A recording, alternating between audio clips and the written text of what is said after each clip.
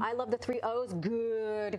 That's, I mean, extra good. You can make food, like we can be mindful about what we eat, but at the end of the day, it has to taste good, right? Yeah, otherwise you're not going to stick with it. Exactly. And that's very important. Very, very important. Okay, happy Pub Day. Thank you. So exciting. I'm so excited. I can't believe it's here. Okay, you have 1.6 million followers, so clearly you are doing something right and relatable because it resonates with so many people. What inspired you to take all of that and then put it in a book? Yeah, well, thank you so much.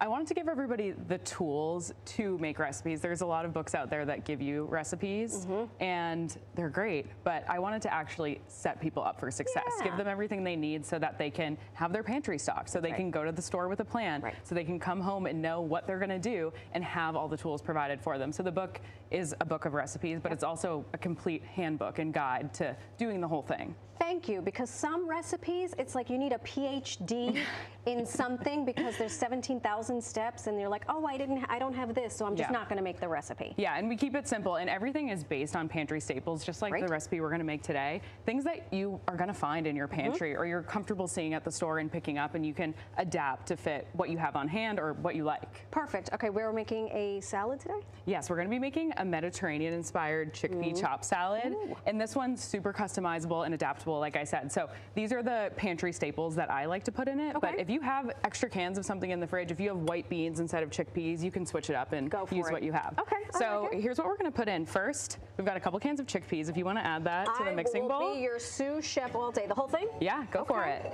So that's going to be our fiber and our protein in the salad. And this is a no-bake recipe, so very easy to just throw together, bring it to work, have it sit in the fridge. Yeah. So we've got cucumber. This is some roasted red peppers. The whole if you want to add that in, the whole thing. Add it all in. And I love that we're rethinking salad, and it's not just about green leafy lettuce. Yeah. It's all the other things. And a lot of times, the ones that don't have lettuce like this actually have more fiber because you're getting these different veggies in. Like this is artichokes, if you want to add that in. I just added some Kalamata olives, so we're getting those Mediterranean-inspired flavors. This is some mozzarella cheese, a little bit of more protein in there, and just makes it super yummy. And then the last thing is some chopped basil, if you want to add that in. For sure. And then this is a dressing that's also using those pantry staples. This is olive oil and red wine vinegar and some Italian seasoning. Love it.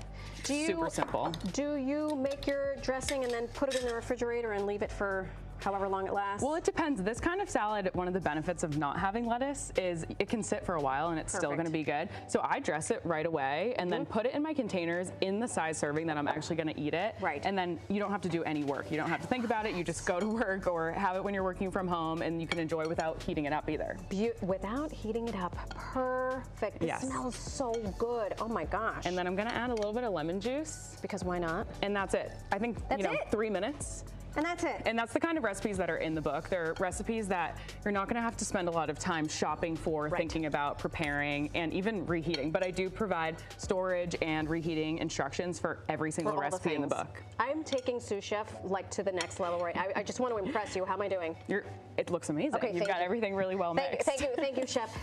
You know, something that's really important to so many folks right now is their budget. They want to eat, healthy, but they also have a budget that they need to sort of abide by. What are your messages there? Yeah, it's very real, and I kind of lay out in the book this 6-step framework for working through this lifestyle of eating well but eating on a budget, which starts with planning. So the first thing you're going to want to do is go into your week with a plan. I like to, on Fridays, just sit down, figure out what I have on hand so that I can save money and use up what's in the pantry, and then make my plan, make my grocery list, so on Sunday, when I go to the grocery store, I actually have that plan. Yeah, so that's step 1 of the plan, and then stock it is step 2, which is having that pantry well stocked, keeping things on hand that you use. Like if you use chickpeas all the time, keep them in stock. If you see it go on sale, buy a lot then so that you have it in your pantry. When there's a can sale, take advantage of it. Absolutely.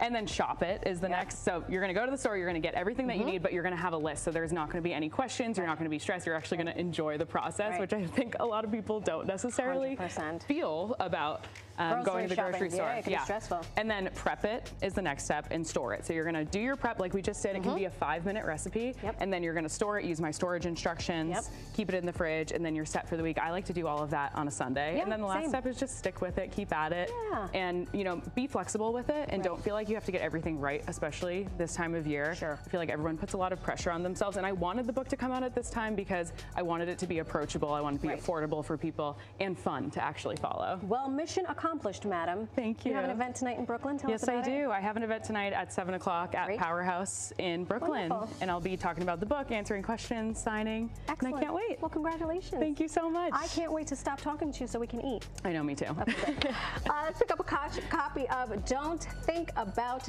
Dinner wherever books are sold. If you're in Brooklyn, check her out. Thank you so much. Thank you.